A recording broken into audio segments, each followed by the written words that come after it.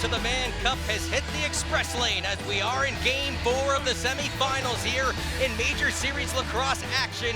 It is a 3-0 series advantage for the defending Man Cup champions and the Six Nations Chiefs. But man, oh man, this is a team of the Cobourg Kodiaks that could easily have a 2-1 series lead after an overtime loss in Game 3 and a heartbreaker here in Game 2. Now, quickly off the bat, Scott, we are coming up to one full calendar year. August 6th of last year of 2023. That's when the Cobourg Kodiaks beat the Six Nations Chiefs in overtime, or in a playoff game, I should say, by a score of 98. Now, what's interesting about that, Rowan Kelly got the game-winning goal in that game.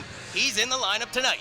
Yeah, he returned the other night, and two close games for Cobourg. It was 8-8 until 1:39 left. Last time we were here, and Austin Stotts getting the game winner, and then it was Randy Stotts, his older brother, getting the overtime winner on Friday night. But Cobourg, two close games, even the 13-7 game one, they were right into it, and now we're sitting at 3-3, but it could easily be the other way around. They're proving a lot. 3-0 rather. Yeah, he's playing in his second game of this series after having 8 over the regular season in a Chiefs uniform. Romanchuk guarding Longbow to score short-handed. He used Romanchuk as a shield, and he was able to go low left side on Orelman. And a nice sidearm shot that gets through. And look at all the movement. Even when the Chiefs are short-handed, they're still plugging up the lane. Guys are running through, tripping up the Cobourg defense. And then you'll see Longboat at the very top. Couple guys in front, 3 black jerseys in front of Orelman. Chiefs had 6 goals so far in this series. Now it's Orelman stretching the play up to Curtis Connolly on a break, and he scores! Nice look up floor. Conley took off as soon as possession changed. He was gone down floor. We've seen Conley in and out of this lineup this year. He helps coach the Peterborough Junior A Lakers. They were on a playoff run of their own, so there's a few games that he missed, and back in the lineup, showing his value. Nobody anywhere near him. That's Randy to Austin, back to Randy.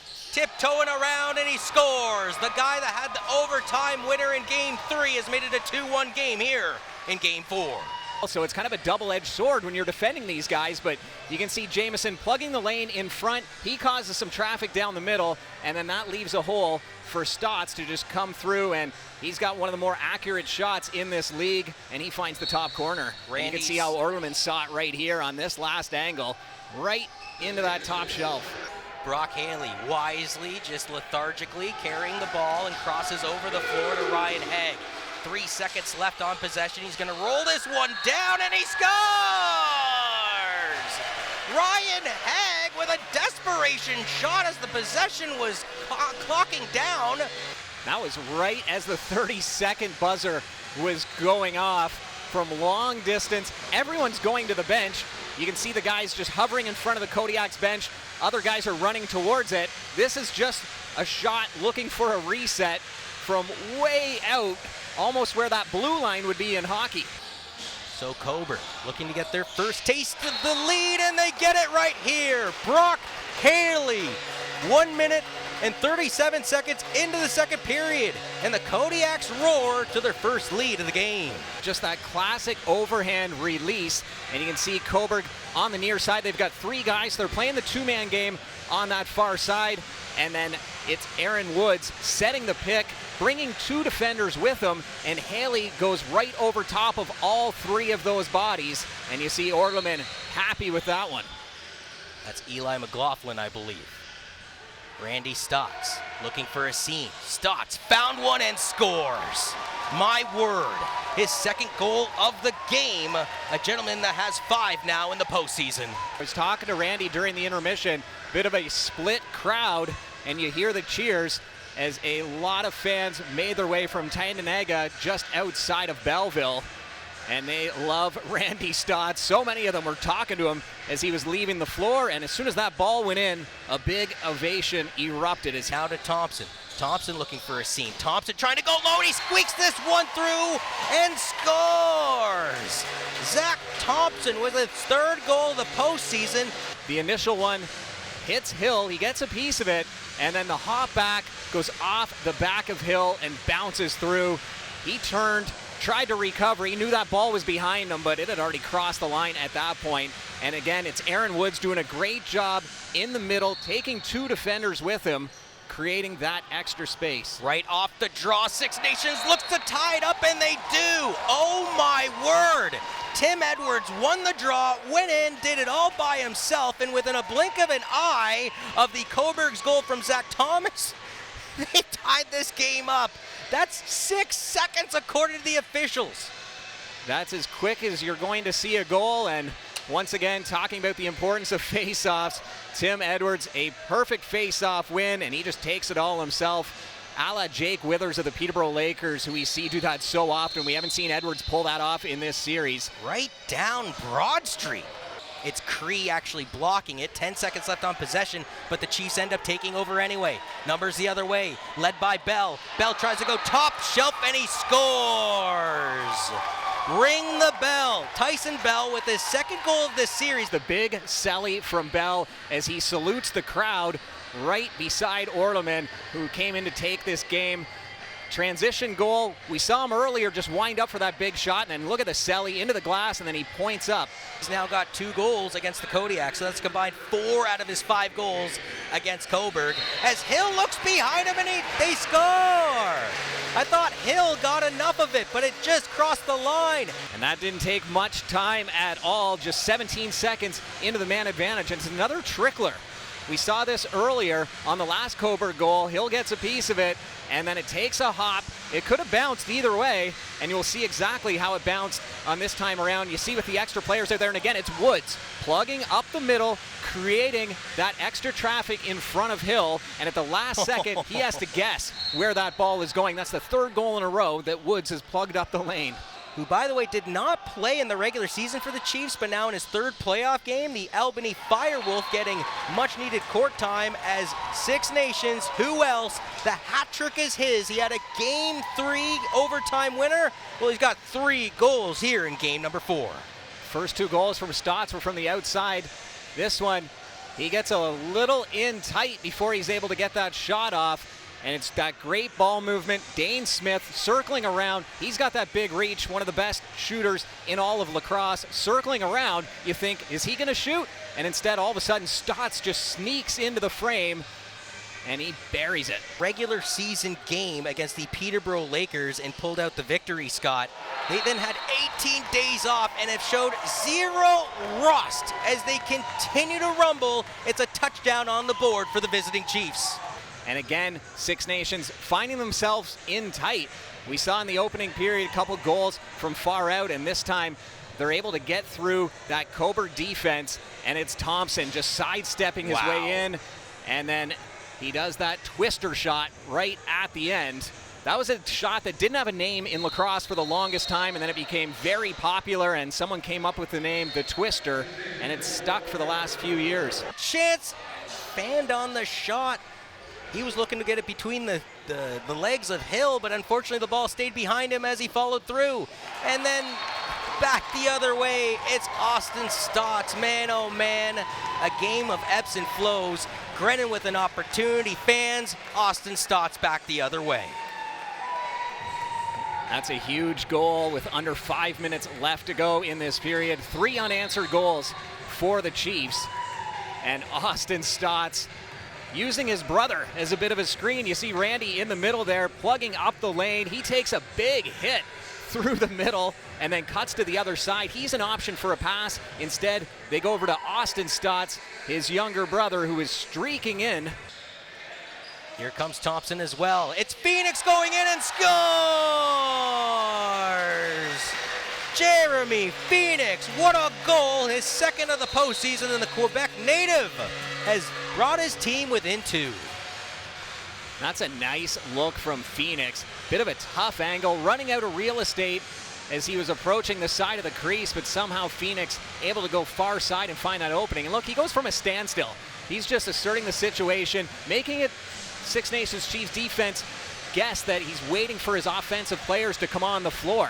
Just slowly going by, and then all of a sudden he goes to warp speed, fools everybody. Tyson Bell lays the hammer on him right at the end, but Phoenix able to put that in the far side, and here's how Hill was able to see it from behind the net as he just couldn't get a full piece of that one. Not necessarily a shocker when they had a 4-goal run in this building in the second period in game 2. Lyle Thompson with the second helping. Orleman's going to want to have that one back. It beats him low to his left side. That's a tough one for the Kodiaks to give up after they had just scored moments ago. And you can see Thompson, Dominique trying to get it out on him, but the release is too quick. It's already out of Thompson's stick. Leaving it there for Larson Sundown, playing in his second game of the postseason. Cody Jamieson goes low and he scores. There's 10 on the board for Jamieson. Some tomfoolery started by Cole after this play. And man, oh man, things might start to get spicy here at the Jack Berger Sports Complex. Randy Stott taking a bit of a cheap shot at Marinier. You see Jamieson actually trying to underhook Jonah Beam. Now he's going after the goaltender, and now things should start to boil over. You can't do that, Scotty. Everyone grabbing a dance partner right now is Randy Stott's trying to go after Marinier. The Stotts brothers, they don't back down from anyone, but that's a guy that I would probably shy away from. Marinier is a beast. Here's how it all developed. So it started off with Cole, Stotts in the middle, who is going at Marinier. And then we'll see the goal, though, beforehand. Jamieson getting in on the action, and then Phoenix takes a shot at Jamieson. That's how it started. Jamieson takes a shot at him, thinks it's a dive. You can see him shrugging, and then everyone comes in. And then Marinier gets his helmet ripped off. By Randy Stotts. And then Stotts is trying to go after him. Jamieson has a hold of Beam in the middle. And then Orleman just standing right there. Jug Jamieson with 3 punching attempts on Jonah Beam. Orleman must have said something there because Jamieson all of a sudden just turned and gave him a shot. Good on Beam, who took 3 licks there and decides, hey, you still can't go after my goaltender. A crucial one at that, down by 4 in an elimination game here at home in Port Hope, Ontario. Haley to Anderson. Anderson scores! Now it is a major penalty. So the Cobourg Kodiaks, with 14 minutes left in the game, still have a man advantage here, down by 3. What a goal from Anderson at a big moment. Exactly 14 minutes left to go. Brings them within 3, and you can see Cobourg using that extra space on the power play. And we talked about those bounce shots on this cement as a goaltender. They are so hard to read, and Anderson, he goes down low with the bouncer. Looked like Hill might have got a piece of it. Down by 3 here in game 4. Woods, they thought they had scored, or at least Haley did. Now it's Gareth Haig. Hill capitalized. 2 goals on the major penalty to Randy Stotts. It brings Cobourg within 2 here in the 3rd frame. For a little bit longer, which is a huge offensive threat taken away as Haig picks up his 2nd goal. A bomb. That came off a rebound, so you can see Hill was still trying to recover to get back in his net. He makes the big save, and then he's a little slow to get up. Realizes that Haig has the ball on the far side by the time he's recovered.